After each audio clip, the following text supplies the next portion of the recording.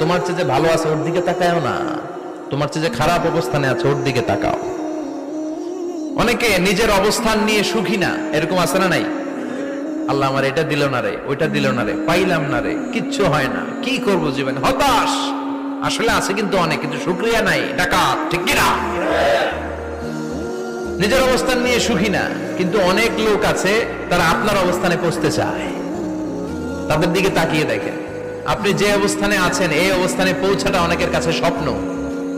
তারা প্রতিনিয়ত সংগ্রাম আর স্ট্রাগল করে যাচ্ছে আপনার অবস্থানে পৌঁছতে, আর আপনি এটা নিয়ে সন্তুষ্ট না। শেখ সাদির নাম শুনেছেন?